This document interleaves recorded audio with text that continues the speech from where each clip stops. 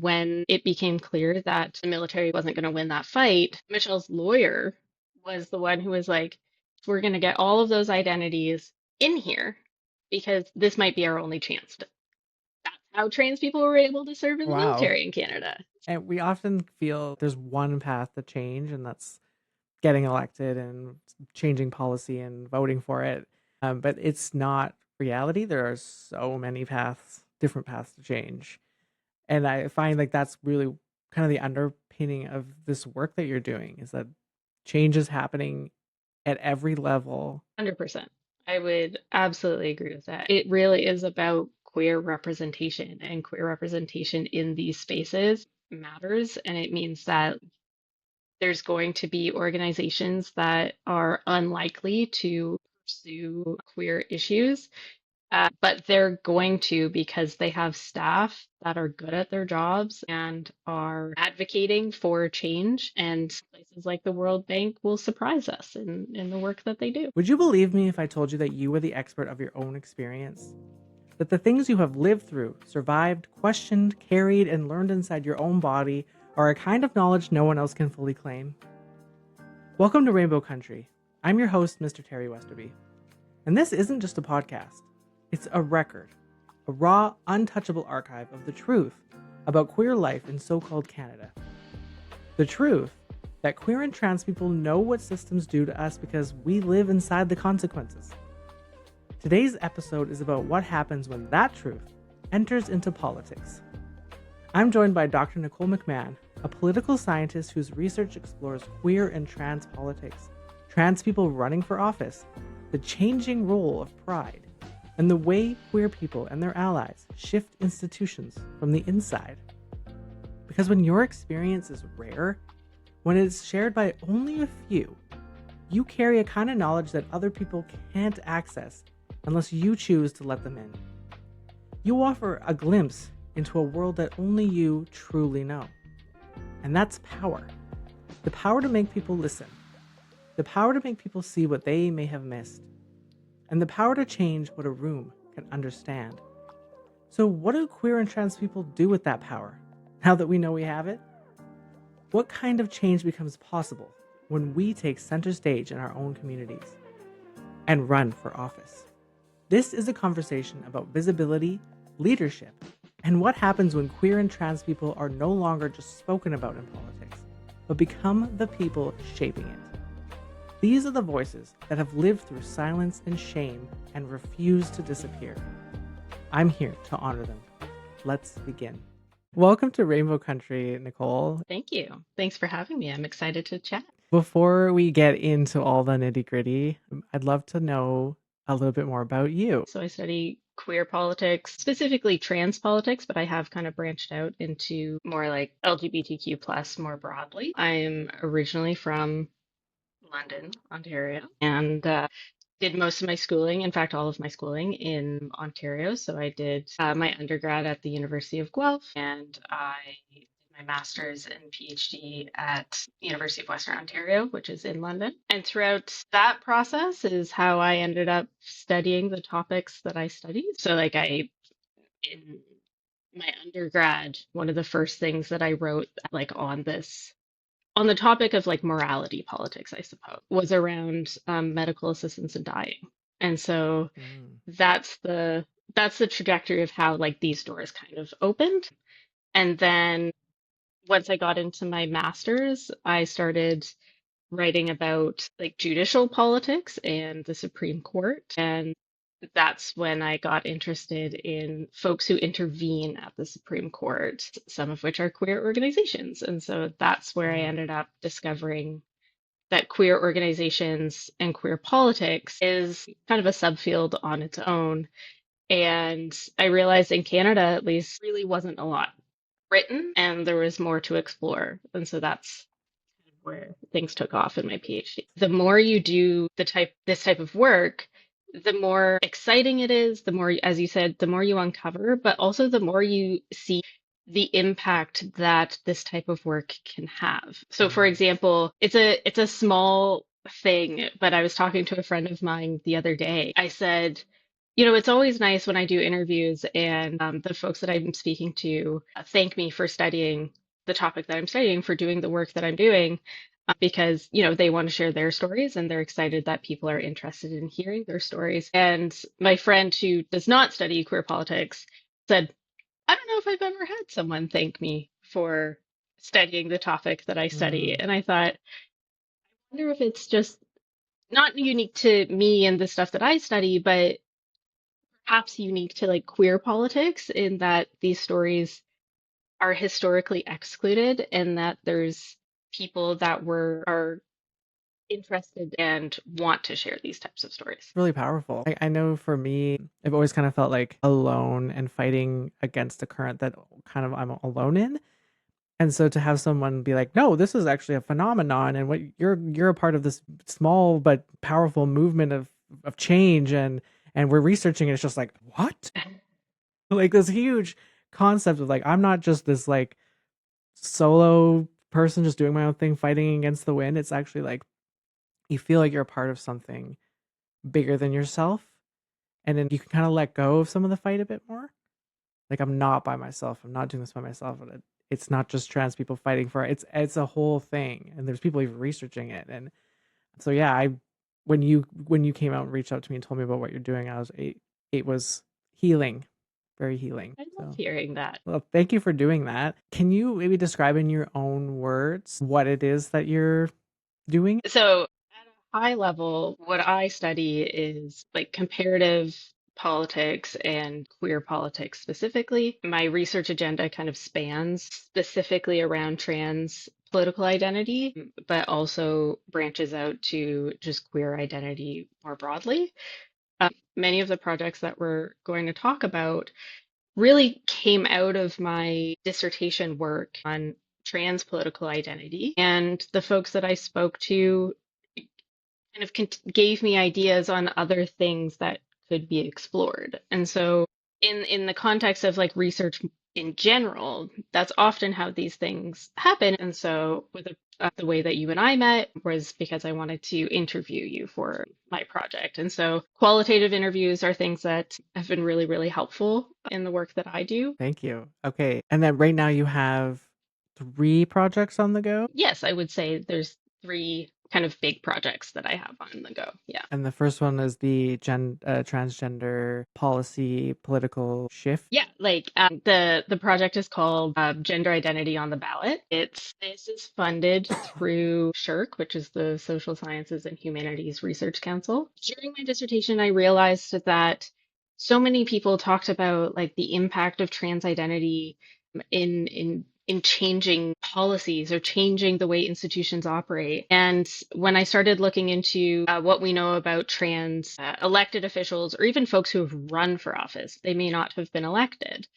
We really don't have a lot. And so that's how this project came about. And the project in general is looking at like the experiences that trans folks have when running for and serving in office, and also the impact that trans identity has in legislatures or just elected bodies, I suppose. And this is not just in Canada, but you've done research in other nations as well, like Australia, New Zealand, the UK, and the US. Yes, the case selection for that project was in part because you need to expand the number of places you're looking at because there's only so many trans folks who have run for office. And you have to think about essentially where would a trans person be allowed to run for office. It's not that places necessarily ban trans people from running, but there's many countries in the world where it wouldn't be safe for a trans person to run.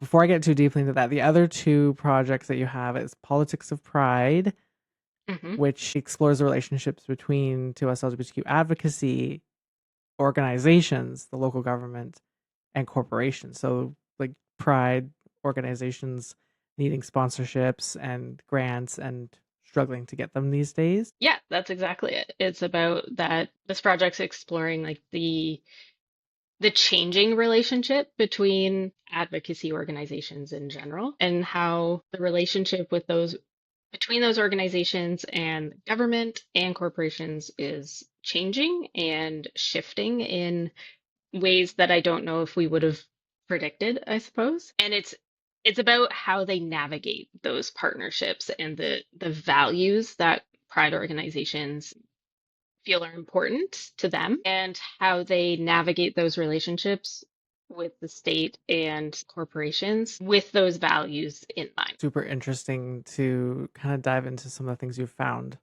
so far in that research. And then the third one is about mainstreaming SOGI, which stands for sexual orientation and gender identity. And it's a very hot word in my corner of the universe these days, at least.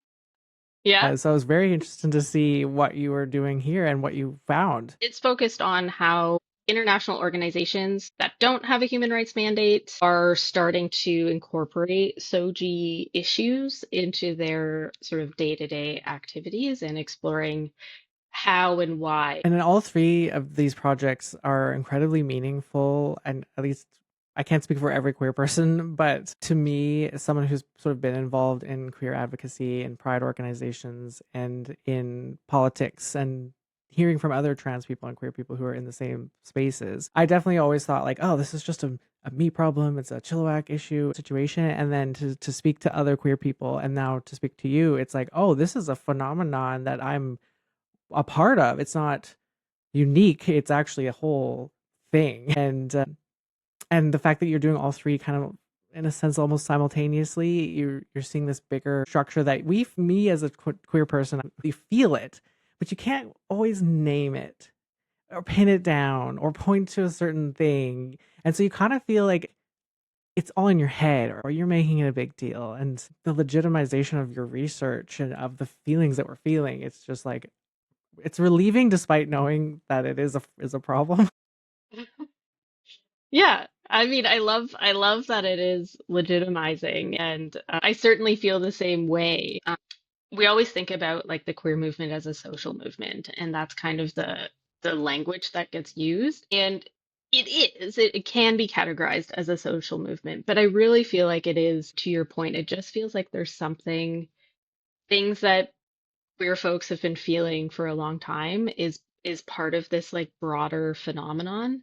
And like I don't, not everyone loves the this sort of terminology, at least political scientists, but it is really about like the political environment, and like shifts in our political environment shift how queer politics operates and how queer people are able to navigate political systems. And like put simply, it's kind of, it's vibe space. Like we just have this Hmm. sense of what's been going on, and not everyone has been able to kind of pinpoint it. And I'm not saying I'm the only one who can pinpoint it, but I'm hoping that my projects kind of holistically show uh, a bigger picture. There's just been so much progress so fast, which actually brings me back to your dissertation because you were studying military policy and human rights law before C16, which was the addition of gender identity and gender expression to the Human Rights Code. And that was 10 years ago, not very long ago. So you were studying that leading up to that. Yeah. And in the places where it's the most rigid, or at least from the outsider's perspective, the most rigid on what gender expression looks like, that's the army. Yeah, that was a fun element of my dissertation, because the military was like, as far as the legislation goes, or the policy within the military goes, was oddly progressive, because like Canada allowed trans folks to serve in 1992, which people would not even have had trans folks kind of on their radar at that point, a politically salient issue. Whereas Australia was quite a bit later. I can't remember, maybe 2010 is when Australia lifted their ban. And like the way that my dissertation kind of went was like I was tracking that progress and why those policy changed when they did. And so for that, I had to get a lot of archival data. I had literally thousands of pages from Library and Archives Canada on that. And I went to Australia and I was able to go to the archives there and gather information there. And I did interviews with people who were involved. Not everyone obviously would was either able or even still with us to be able to talk to them. But Mm. you know, in that project, especially the military policy, what I learned is that sometimes it's like the people who are in queer spaces are the ones who know the people that need to be sort of um, protected isn't the right word, but like lifted up, I suppose. So, for example, in Canada, the reason trans folks could serve in 1992 was there was a court case that was ultimately settled. It was a lesbian, Michelle Douglas is her name. She had been let go from the military and decided to challenge it legally. And when it became clear that, the military essentially wasn't going to win that fight, Michelle's lawyer was the one who was like, we're going to get all of those identities in here because this might be our only chance, was kind of the gist. And that's how trans people were able to serve in the Wow. military in Canada. So like it's that kind of thing that like we, sometimes you just need people in those spaces who know these identities. Wow. I was thinking back, like, what were the laws against LGBTQ people in the 90s that would have given them the opportunity? But you answered that right there, is someone was in the right place at the right time with the right knowledge to know, like, this is an opportunity to turn this around for everyone going forward. Yeah. And so I was Wow. able to speak with the lawyer in that case, or one of the lawyers in that case, and he explained to me that thought process. And it was funny because when I spoke to him, it was because I'm like super invested and super interested in this topic. And he goes, yeah, like we were just like, we want to be as inclusive as possible. And so we're going to write all of the identities that are necessary, or that make sense in this context. And just kind of moving on. And he was very like almost nonchalant about it. Like he didn't think it was really that big of a deal. And I was going, I don't think he realized just how progressive this was at the time, but he He's probably just like, yeah, did. He yeah. was just, yeah, very casual about it. Wow. Hmm. And so it was clear, evidently clear in that moment, that the military had discriminated against her because she was gay. Yes, exactly. And like, if you or the folks who are listening to this podcast are familiar with the LGBTQ purge from Canada's public service, that's what this was all sort of part of, is the purge. Michelle Douglas's case and other cases like hers were all part of this idea that queer folks shouldn't be in Canada's public service. And that purge was happening after sexuality was added as a protected class. Canadian Human Rights Act, which and then we have the charter. And so like the charter is really what made a lot of this possible, is like bringing the charter in, because the charter came in 1982. And so, although like the section that we would be focusing on, like for human rights, which is section 15, it took a couple years to come into effect, mostly just because like policies needed to be updated. And so once it came into effect, that's when things really could take off in terms of making sure that things like purging queer folks from Canada's public service couldn't happen and was identified as discrimination. I remember reading into that because I was like, what? So they just fired people for being gay? And then, like, the argument was that it was so bad to be seen as gay that they could be pressured into being spies. So, It was a blackmail thing. Yeah. and so instead of just being like, it's okay if you're gay, it's all good, but don't keep secrets for spies, you don't need to do that, you can just be out. They were like, let's get rid of the gays. Yeah. A clear Feels case of like, discrimination. yeah, clear case of discrimination. And it feels like not the path of least resistance. The path of least resistance feels like the one you mapped out. Like, it's fine. You can be out. But it was not a particularly friendly environment. And I think it's a great point to show that the person in charge of the decisions at the time, the mental framework that they're in, that they have their own prejudice and beliefs, and the decisions they make are according to that. So you have this lawyer who's like, this is an opportunity to change this for everyone. He's in that place. And then you have the person who's like, we're just going to get rid of all the gays. So if there was a person in that position who understood that that's not the right choice to make, clearly, then the purge may have never have happened. So it's just more point of why we need more diverse representation and more allies in every space. 100%. And I mean, I think like things are getting like better in terms of like getting allies and queer people into these spaces. But yeah, certainly at that time, there were only a handful of people in those spaces. And of course, like at the time, we had Sven Robinson, who was an MP, and like he was out at this point in time, I believe. And so he was able to kind of like not necessarily craft a narrative, but he was able to kind of help things on the political side of things. And there were people that I think had connections to queer folks that maybe wouldn't have publicly said, like, yes, this is fine with me. Queer people can serve in the military, but they also weren't going to fight it. And so you just needed enough Mm. people to like vocalize it and say, like, this is the thing that needs to be done.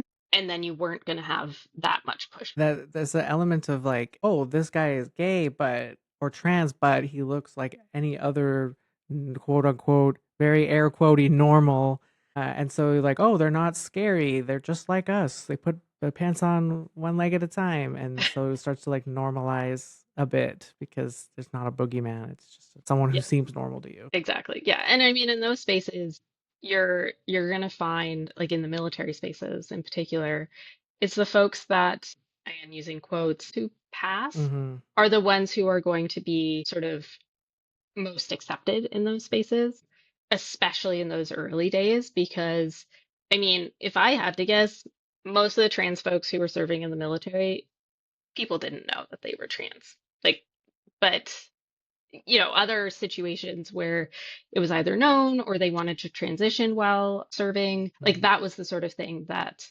I think became like the target for like part of that. Right. It's like you can be yourself, just don't show me any of the messy bits. Just only come back when we can be comfortably fitting into this little box that makes me comfortable. Exactly. Yep. And so then you watched as Bill C-16 was passed and the human rights law changed, and then that sort of rolled into the gender identity on the ballot. I mean, over a few years later.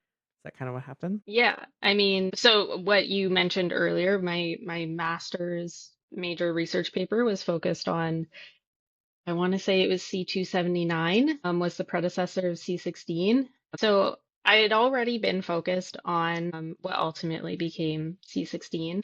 And then C16 passed when I was in my, I think, second year of my PhD. And that was a big moment for, trans folks, but also like for me as a scholar and to be able to say, like, we can track how this happened and ultimately got to the thing that we wanted to happen, like the progressive thing that we wanted to happen, which was really, really exciting. And so I was able to get a lot of information for my dissertation because of that, which was amazing. And then, yeah, once that sort of got the ball rolling on the human rights front in my dissertation, that's how I got into the gender identity on the ballot. And again, it was, as I said before, and what you've kind of mentioned as well, is like it's through these conversations that I had with people talking about C16 and talking about like how important it is for trans folks in particular to be in these spaces, to have these conversations with people. We've had trans folks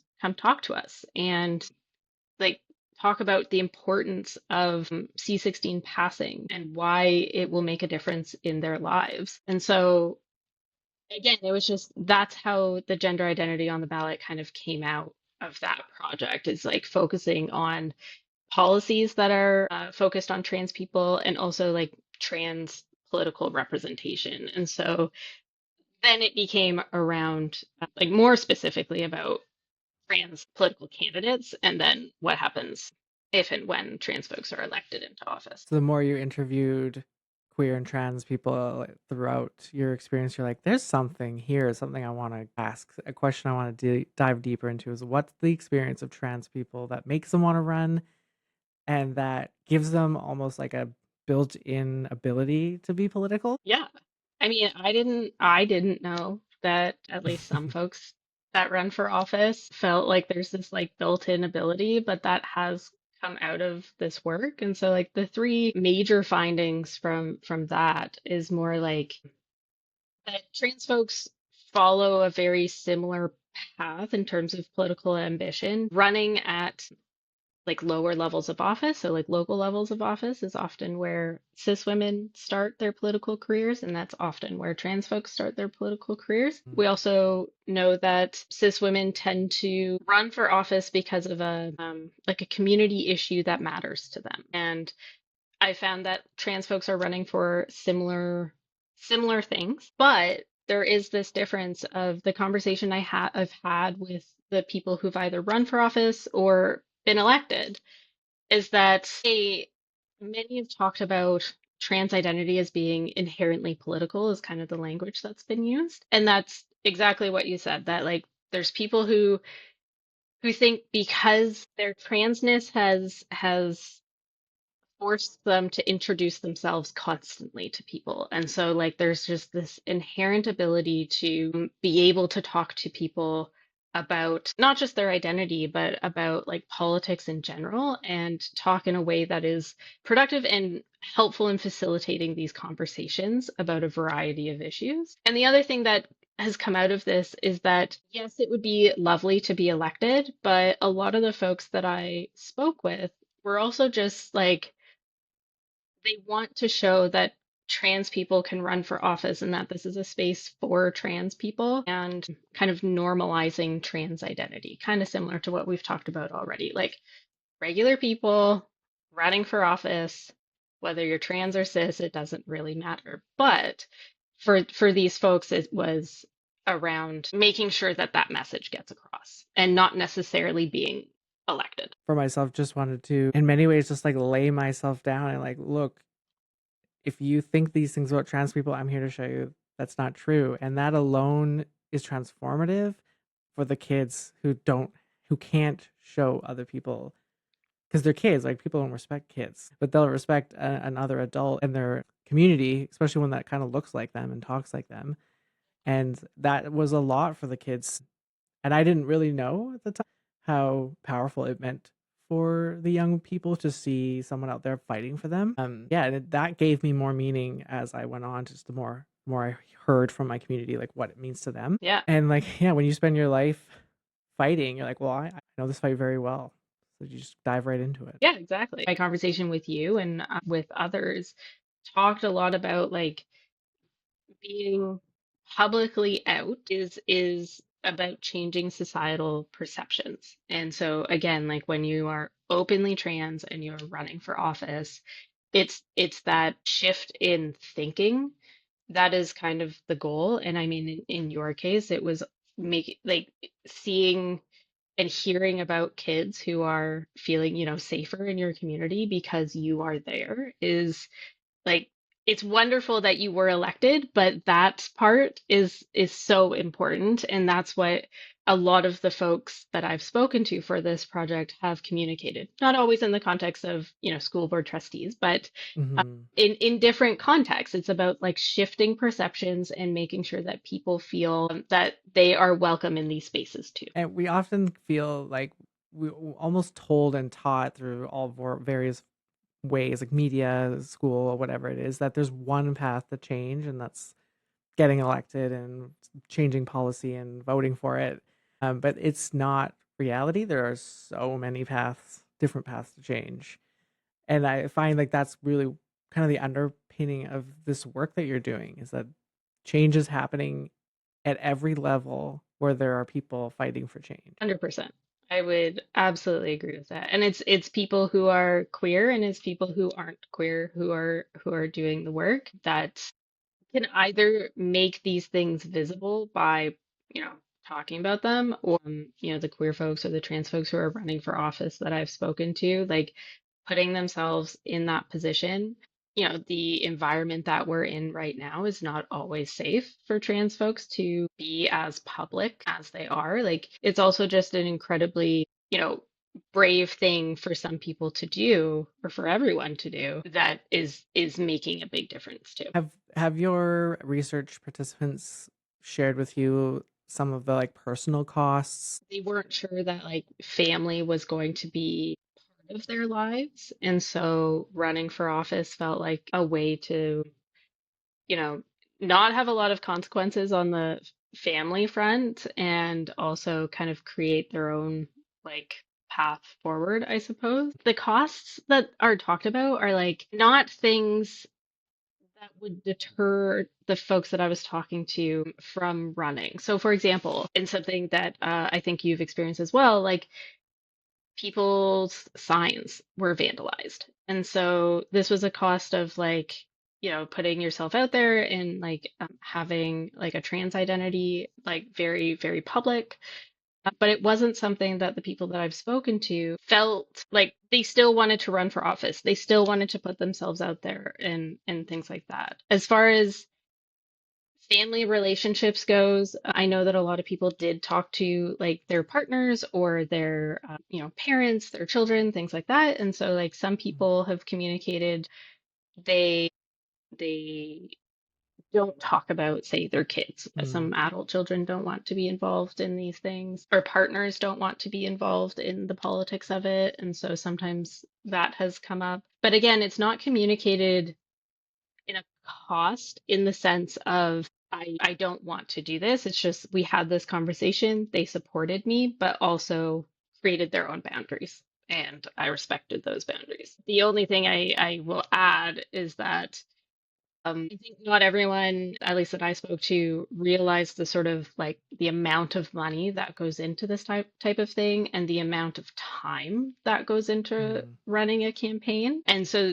that was the thing that came up a lot, was just like it's exhausting to run for office and it's expensive to run for office. And when you're in a political climate that isn't friendly to your identity, that just amplifies everything. totally. And I feel like a lot of folks will resonate with the feeling of being like an outsider, as just you're fighting against the norm.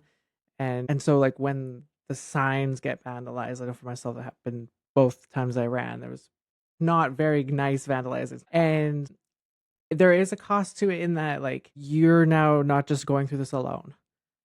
So like as a trans person who experiences bullying, that's personal, a personal cost. But when the whole community is now watching you be bullied, how you react to that becomes like a really important part of the campaign.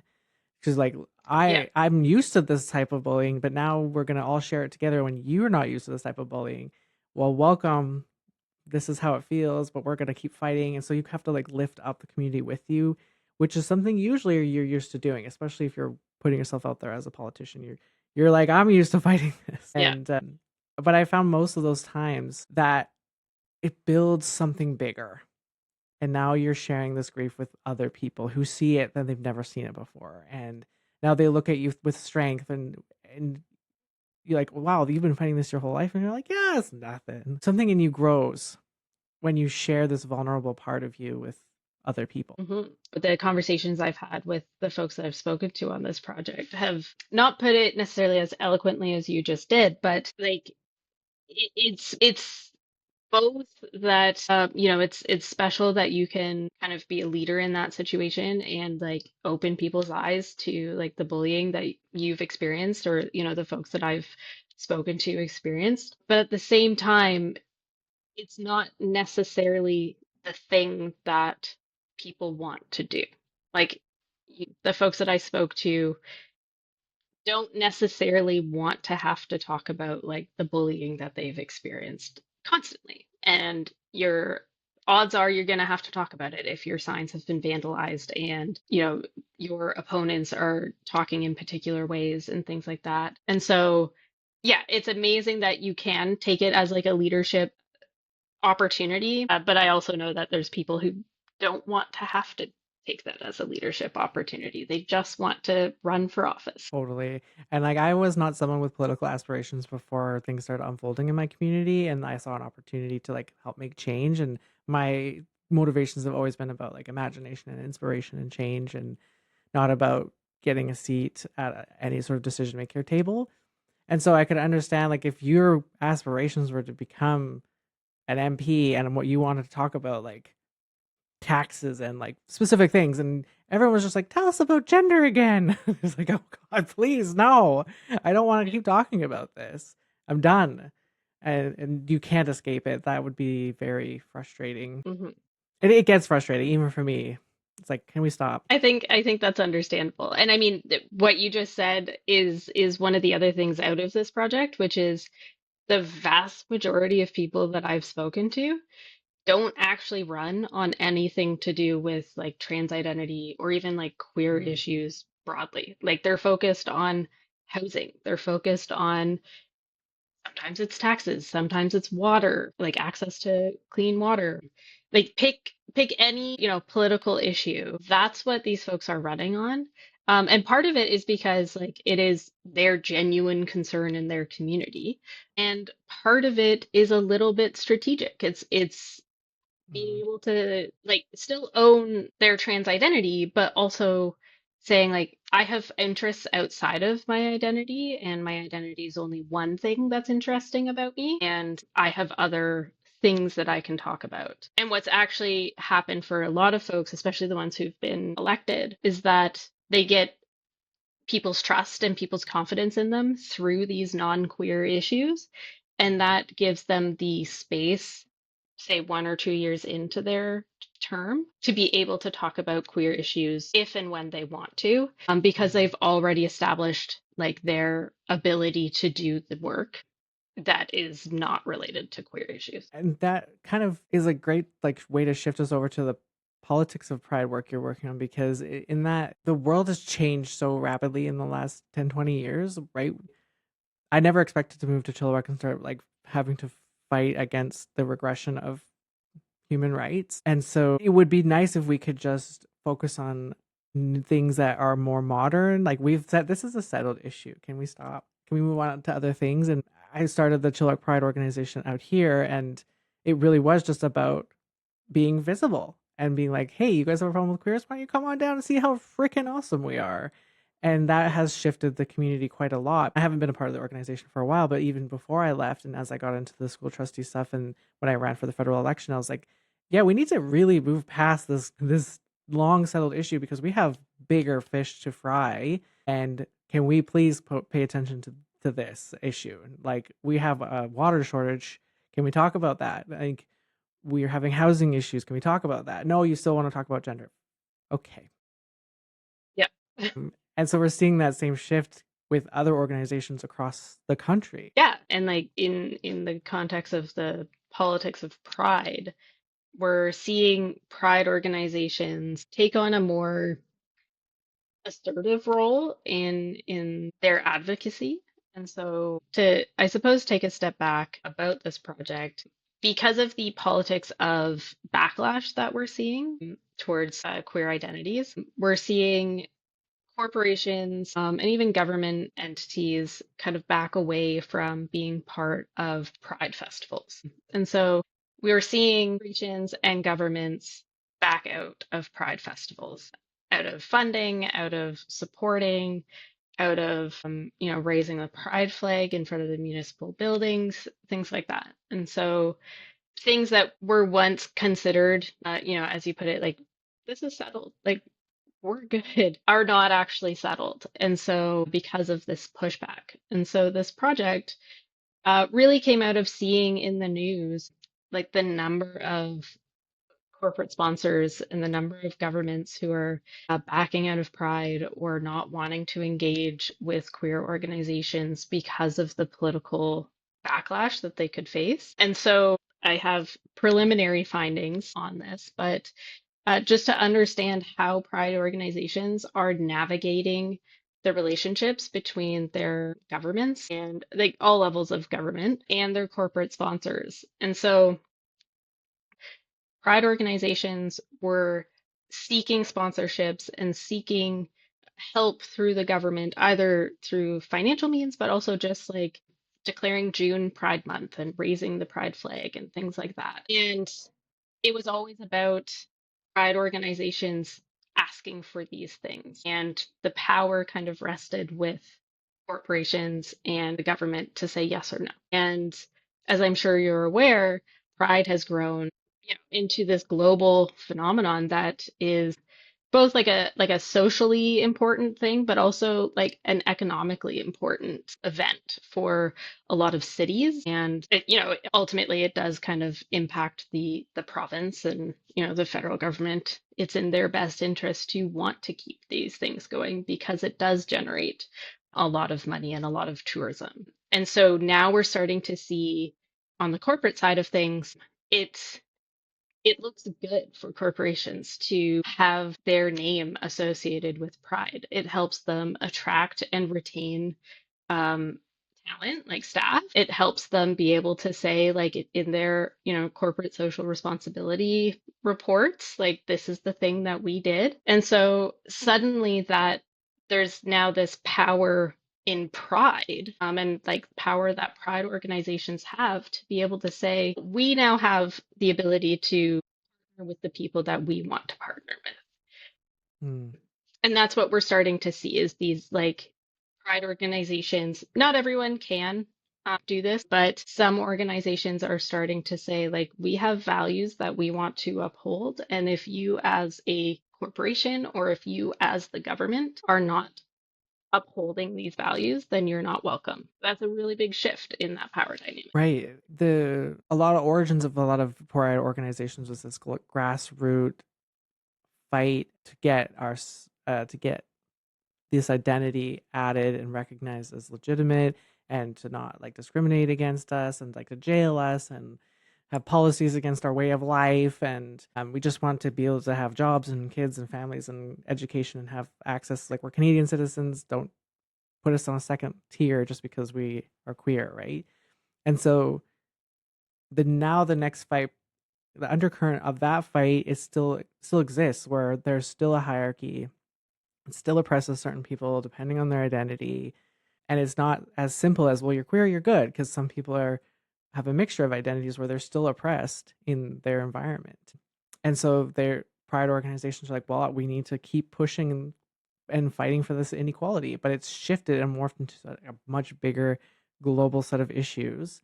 And they have the power to say, this is what we want. We're setting the standard. And that's making things a lot more complicated for the sponsors and the funders. Is that right? Yeah, sponsors and funders are kind of in this weird space of they want to be a part of it because it looks good for them. And to be clear, not every corporate entity is just in it like for looking good. Like there are many corporate entities that genuinely support, you know, pride and queer folks.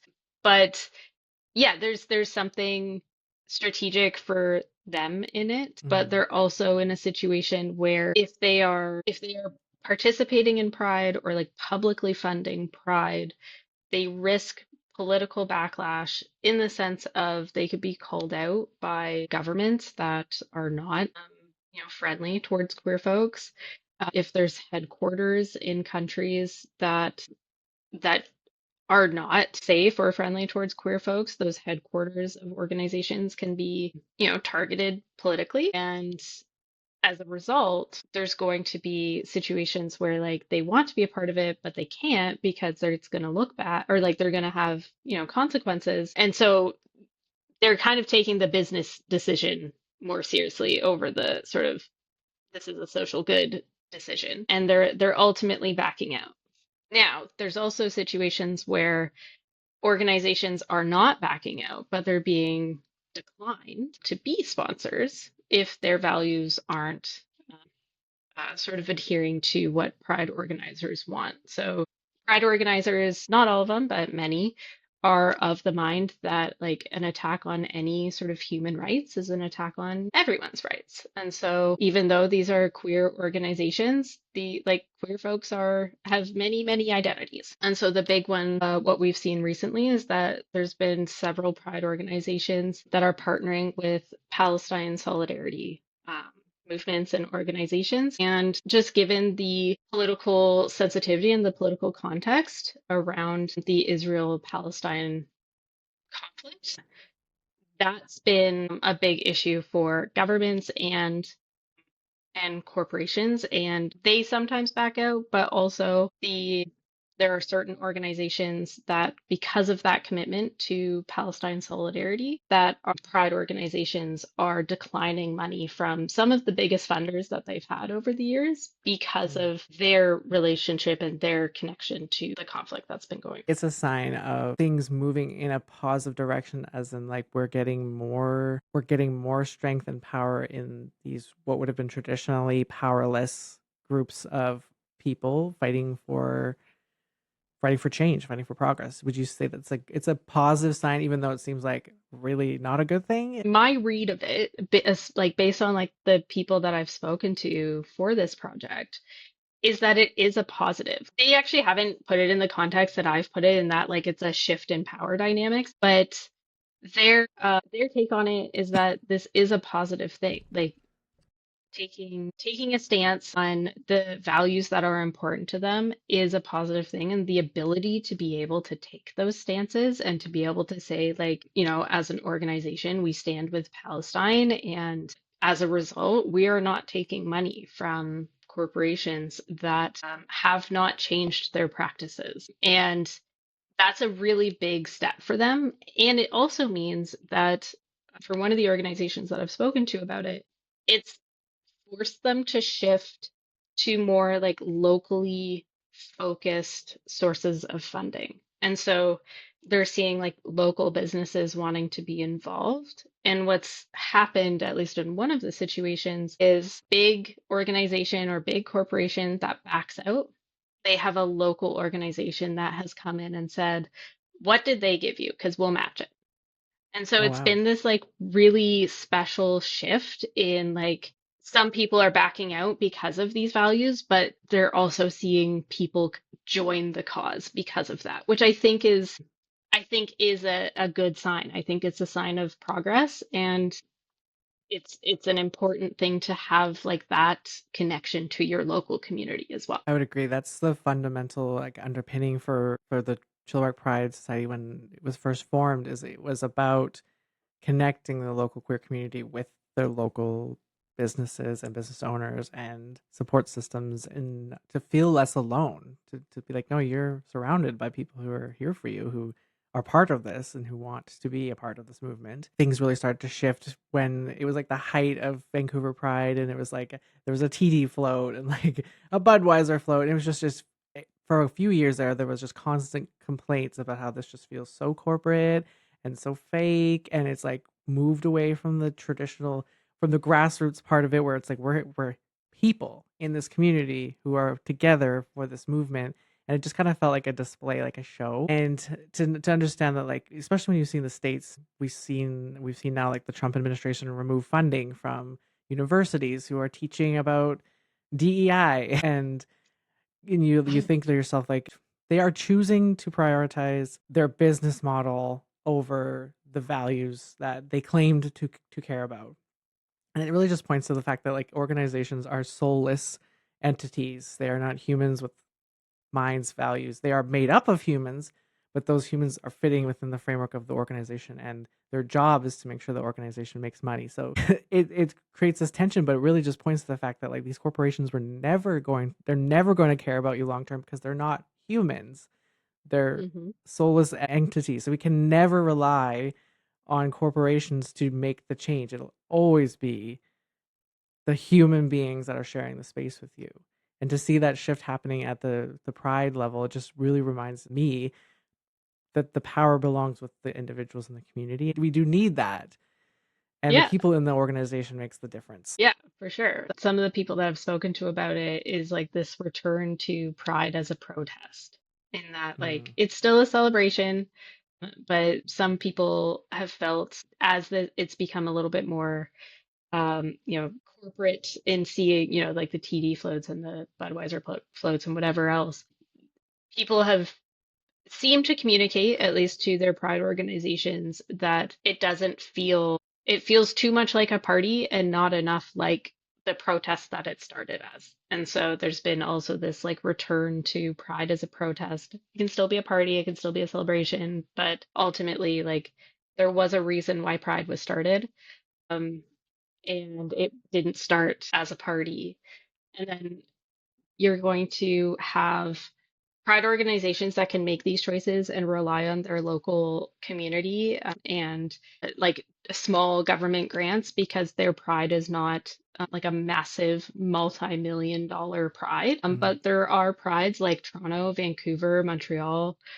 These are multi-million dollar events. And so, A, when they lose sponsors, it's a big hit for them. But B, they're like they either need to change the way that pride in the sense of like it might have to be smaller or they have to find other sources of funding. We've seen Montreal, I think it was Montreal, Toronto, and Vancouver Pride, the executive directors of those pride organizations asked the federal government for, I want to say it was like a $3 million sort of funding scheme over the next couple years. I could be wrong on those figures, but essentially what they've made this claim that like pride, especially in those cities, has become so big and they're losing corporate sponsors. And so if we want to maintain pride in these cities the way that we have sort of historically, we need help from the government. And so this was like in March, I think it was, that this pitch was made. I don't know if a decision has been made. You know, government doesn't usually move that quickly, but that's kind of where some of the bigger organizations are having to go is like asking the government for larger sums of money and to have that like built into the budget so that it is specifically for pride organizations. But it's at least an acknowledgement that corporate sponsors are backing out and they need to find alternative sources of funding, and they are sort of actively making these choices. There's nothing we can do about the fact that Trump took over and gutted all the funding for corporations if they do anything to do with pride and the like, the ripple effect of all of this right wing backlash. We're not in control of that, but we absolutely must keep doing what we're doing. And if our country leaders agree with the importance of what we're doing, then they need to make sure we're doing it and are not affected by the politics of the outer world because we're not in control of that. They are. Exactly. So it's kind of just this shift in, the politics of how pride organizations are navigating, I guess, political structures and political relationships. Because once upon a time, I don't think asking the federal government for several $1 million would have been, feasible, or people would have thought that this wasn't feasible ask. But now it's like we we do something special for this country and for our communities, and Mhm. so you need to be able to support us in doing that now. That's interesting. It really can lead into like discussing the next part of the Soji mainstreaming because this project is about queer people inside institutions and how that shifts the work of the institution. And I see that tracing all the way back through all of the projects you've been working on and that how Pride itself, the Pride organizations are shifting because new people get into the boards and they are like, this is what we're hearing, this is what we need. And so then they start making different choices. And the same thing with the federal government. I would love to believe that there's somebody in there who's going to say, yeah, we absolutely must do this because maybe before they'd say, no, I don't see the point. And someone's going to be like, actually, I'm queer and this is why there's a point, and completely change the outcome of the decision. Mhm. And that's sort of what this Soji mainstreaming is sort of looking at. Is that right? It's about the role that staff have in international organizations, and it's not exclusively focused on like that queer staff have, because there are allies that also do a lot of work in these spaces. But yeah, this paper focused on Soji mainstreaming, and as I said earlier, it's this idea that international organizations are starting to bring sexual orientation and gender identity issues into their sort of into their activities. And this project is looking at why international organizations that don't have a human rights mandate engaging in Soji mainstreaming, because in theory, there is nothing that is actually forcing them to do this. And so we have a couple different cases that we're looking at, but the one that got sort of inspired the project was the World Bank. And as we kind of started looking into it, and this is a co-authored project with two colleagues in the States, and they both study kind of international politics and gender and politics. And it kind of came out of conversations with them and also some of the interviews that one of them was doing around like gender in international organizations. And then people were just kind of naturally talking about soji issues as well. And so really what we're arguing in this book is that when you have staff that are both professionally credentialed, so like in the World Bank, if you're a senior economist in the World Bank, you're going to be taken seriously because of like you have the credentials for it.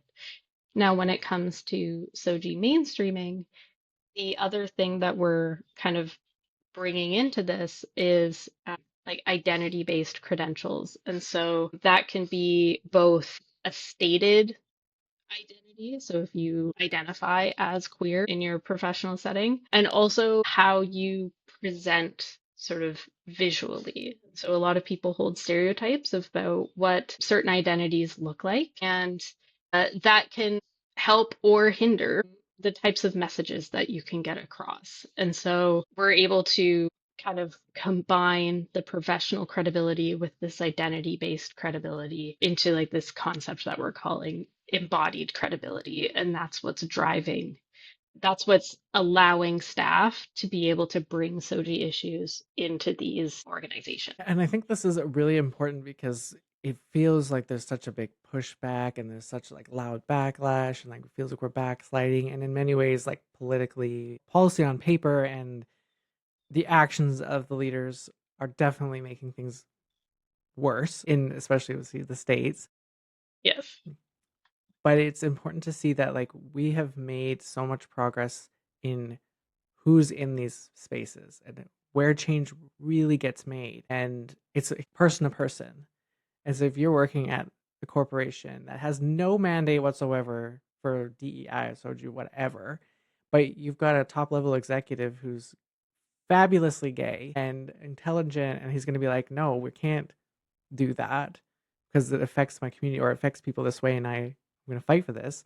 That's going to make change no matter kind of what the policies look like because 100%. we respect each other, right? And like having that like respect in a professional setting, and also like having, as you put it, someone who's fabulously gay in those situations is like really what can drive things. And then the other element that we're exploring to this is the role that allies have. And the role that allies seem to have in this is for folks who, it's not been communicated this way, but this is how I'm reading it. Folks who are concerned about being politically correct, they don't want to say the wrong thing to the queer person that they work with. So they go to someone who's an ally and kind of Mm. says, like, asks all the questions that they want to ask, sort of thing, to better understand what's going on. And so, like, the role of allies in these is like being able to like be that middle ground for the folks who are wanting to learn but are perhaps concerned about like saying the wrong thing, or like they just don't have a like solid foundation in understanding these topics, and so they feel more comfortable talking to like a cis person or a straight person or something before kind of taking that step into like soji issues and like talking to their queer colleague about these topics and things like that. And so it's almost like this like stepping stone that allies are also being able to help with these sort of this push in terms of soji mainstreaming. I love the emphasis on the allies. It's I know in my personal experience, it's been life changing to really see it's the allies. It's not just like they care about LGBTQ people, they're great people. It's like they love someone who's gay, they love someone who's trans, they're a member of their family, they would die for this person. Yeah, I'm cool with the gays. It's like, no, they will tear your eyes out if you come for the gays. Like, Oh like, yeah. and in that experience, it's just been life changing. When I was first elected, I was like, I gotta get in here and change all the schools so that they're SOGI inclusive. And the first experience I had was I walked into the trustee association's like orientation, and you sit down at the table, and they're all like, "You can't get rid of SOGI, so don't try." And I was like, "Oh, okay, well my work's Wow. done." Yeah. I did not have to fight for anything because there were people there already like, "The line is drawn. It's a hard line. We're not going anywhere back from here, no matter how hard you try." I was like, "Okay, great, Yeah. great." Yeah. The role that allies have is, yeah, they're fully invested in the fight and will do the work that sometimes queer people can do that work, but A, they shouldn't have to do it alone, and B, in the context of this Soji mainstreaming project, like sometimes it's the allies that need to be that middle ground to like bring people into the movement and make people feel comfortable in that movement to be able to like to help things grow and to help push things forward. And so the long goal of this particular project is to actually publish a book. I know with research is like you let the researcher tell you what the book will be about. But can you give us a sort of synopsis about the underlying message of the what the book may end up being? The argument is around this concept about embodied credibility and that we have both professional credentials and identity based credentials that allow us to pursue things and be taken seriously in certain situations. And so queer folks have this embodied credibility of being queer that give them more power and more sort of credibility to be able to speak on queer issues. That being said, I think that like if you wanted to more like a broader message, and I think that you've done a wonderful job of like weaving all of these projects together for me, is that it really is about queer representation, and queer representation in these spaces matters, and it means that there's going to be organizations that are unlikely to pursue Soji mainstreaming or pursue other, queer issues. But they're going to because they have staff that are good at their jobs and are advocating for change. And places like the World Bank will surprise us in the work that they do. I know it will help me because the embodied credibility piece, it's hard to see yourself as having credibility because you're like, this is just my life. It's just my life. Like, what do you mean it's credibility in my experience? And I'm just telling you, like, what happened to me last week or like what happened to me as a child. And, but it's been an experience for me being in this position of as a leader and people being like, oh, people will tell me that I'm smart. And I'm like, I don't know what you're talking about. I do not feel that at all. I just sharing my perspectives. And, but I've had to spend my whole life understanding my perspectives and understanding my relation with the world and understanding like why things are the way they are for me. And that's what that credibility, at least in my from my perspective, work is coming from. Is I have a unique perspective that very few people have, and that is important. Yeah. And the fact that you've done the work to understand your perspective and to be able to communicate that perspective is so important and is what gets people to listen to you. And you can like that's how these sorts of organizations at like both the local level and international levels are able to change. It's because people like you have done the work and can also communicate your experiences, and there's power in that. And I feel lucky to have people around me to point that out and be like, no, no, this is really important. It's a big deal, please. And to be able to trust them and believe them and to take a step into that and to know how many hopefully queer people and allies will pick this book up and read it and be like, wow, I actually have something important to say, to add. I'm going to step out. I'm going to say it. I'm going to speak up. It just makes me really excited for when the book eventually gets published. Thank you. Yeah, I'm excited about it too. And I hope it does have that impact that people view their identities as, you know, being powerful and that you have this credibility because of your identity and that you can bring that into your, workplace and hopefully create the type of change that you would want to see in your workplace. I'll give you a really small example of how this sort of unfolded without my knowledge. So I was elected as school board trustee. I'm a trans man. And one of the very first things that came up was the BC government put out a mandate that all public spaces should have menstrual products available. And they were very specific. It was just barrier free, available to everyone, and they shouldn't have to ask. So it's really minimal policy. But to me, I'm like, available to everyone. That means every washroom. Pretty straightforward because I'm a trans man. And that was my experience. I was like, yeah, men's washroom. And so when the policy came to our table, it it was specifically only in the women's washroom. And I was like, oh, well, shouldn't it also be in the men's washroom? Like, I didn't even think twice about it because that's my everyday experience. And it became a whole thing. And then they like interviewed the students, and the students came back and were overwhelmingly like, yeah, it should be in the men's washroom, we need it in there. And then the whole community really didn't like that, and it just became this whole backlash thing. And I didn't go in there being like, we need to get menstrual products in the men's room. It was just arose from a natural observation from my personal experience that no one in the room even clocked until I was there. Yeah.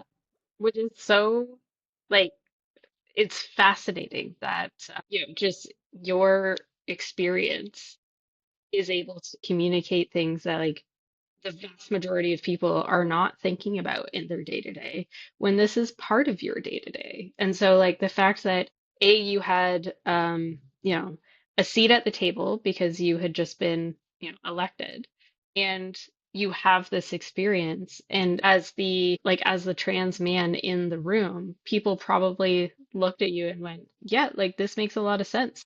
Bringing new information to people, and they will take you seriously in this case because you're a school board trustee and you're a trans man bringing this information forward. And so like that's kind of the argument that we're making in the book. And that's a perfect example. And even at the time, they're like, we should check with the students. And I was like, yeah, you should. But I'm just one guy having one thought. But when they came back and the students were overwhelmingly in favor, and even like the assistant superintendent was like, I was surprised. I really learned something. It was a huge moment for me that basically what this book is showing is that you have credibility because of your unique experience, and it's really important to share it. And those people in that room are forever going to be changed. Like, I don't have to stay in that room with them forever for them to now have a different frame of thinking. And yeah, I just hope that more and more people recognize this in themselves. And again, I would just thank you for doing the work in this and really legitimizing this. Fills me with happiness and joy and hope and positivity. So Yeah, we're very excited about this, and I love that it has the ability to um, potentially inspire people because when we write in like an academic frame, we're not always thinking about like the impact that it can have on people and communities. It's just like this is an interesting thing that's happening, and we want to explore it and explain why it's happening. I hope it can have the impact that you think it could. well, I plan on tutoring the book everywhere once it comes out. Well, thank you. I will certainly keep you posted when it comes out. Do you have a timeline for that particular project? Books take a little bit of time, so our goal is to submit the manuscript for review mid-August, and then usually you estimate like a year to a year and a half, like pending everything goes well, like the reviewers like it and, changes are straightforward and things like that. You're looking at like a year to a year and a half before the books. Okay, maybe I have 2030. Exactly. Yeah. Okay. And so if someone wants to get access to the research you've done in the past or are currently doing now, like the politics of pride, the gender on the ballot, where can they find your research and maybe even get in touch with you about how to use it? Yeah, my research and my contact information is on my website, which is www.nicolefmcmahon.com. And it has my past research, it has my publications, it has my current research, and then, of course, my contact information. So if anyone is interested in learning more or just saying hi, please feel free to reach out. Awesome. Absolutely. Or even just like folks who are interested in kind of getting their research started and like understanding the research process and the publication process, things like that. I can only speak to my experiences in political science, but happy to talk about that. And if it can be helpful to someone, that would be wonderful. Awesome. Well, thank you again for your time, not just talking to me and talking about this research and the outcomes that you've found so far, but just for everything and for caring about the queer community, for just fighting and making change. Well, thank you. And thank you for having me and for everything that you're doing as well. Thank you for listening to this story. They aren't really meant to wrap up neatly, because queer life doesn't always come with closure. But it does come with truth, with courage, and with the refusal to be erased. If what you heard today stayed with you, let it move you. Let it change how you see this place we call Canada, not as it claims to be, but as it is. Whether you're out, in, visible, healing, hurting, or just holding on, you belong. You're not broken, and you are not alone, and you do not need permission to take up space. We'll be back soon with more voices from the cracks, where queerness lives, breathes, and builds something new.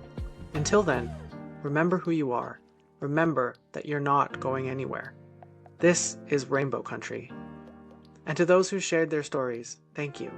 You trusted us with your truth, and we carry it carefully.